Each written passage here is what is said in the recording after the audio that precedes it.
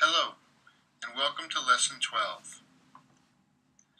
Defining leadership as a process helps us to understand that leadership is a transactional event that occurs between the leader and the follower. Process implies that the leader affects and is affected by followers. It is not linear or one way. So why is it beneficial to define leadership as a process?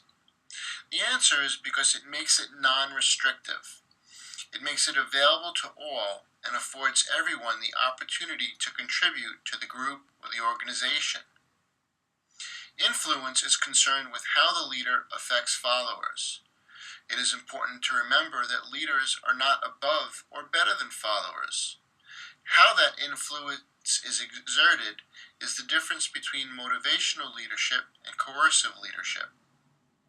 Leadership occurs in groups. It involves influencing a group of individuals who have a common goal.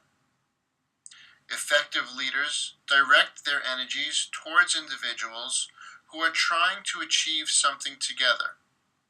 This attention to common goals helps to give leadership an ethical overtone because it stresses the need for leaders to work with followers.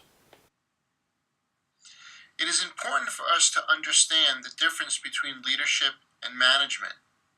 Although managers and leaders both have minds and souls, they tend to emphasize the use of one or the other as they function in an organization.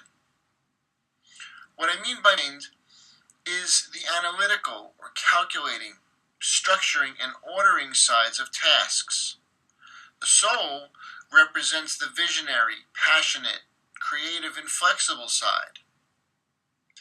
Management requires the wearing of different hats, depending on the situation, the issue, or the problem. The key is to learn what hat to wear and when. Now, know there is a difference between leadership and management.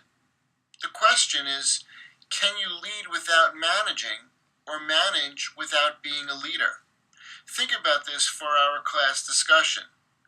Do you believe managers and leaders are different kinds of people? Or can the same person be a manager and a leader depending on the situation? The fact is, management and leadership require different responses to different demands, and there are situations when both are required. The key is to employ different roles at different times. Although they are different in scope, both management and leadership are essential if an organization is to prosper. For example, strong management without leadership can result in a stifling and bureaucratic organization. On the other hand, leadership without management can lead to meaningless or misdirected change for only change's sake. To be effective, organizations need to nourish both competent management and skilled leadership.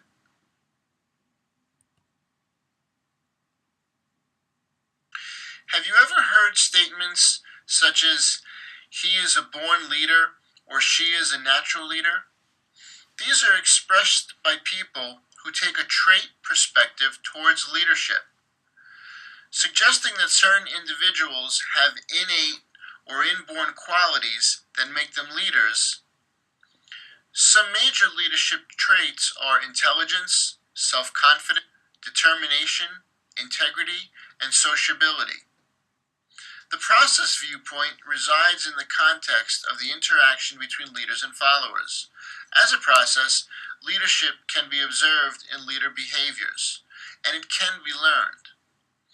Some people are leaders because of their formal position in an organization or their assigned job, whereas others are leaders because of the way other group members respond to them. An individual acquires emergent leadership through other people who support and accept them. This occurs over time and through communication. Power and coercion can also be used by leaders.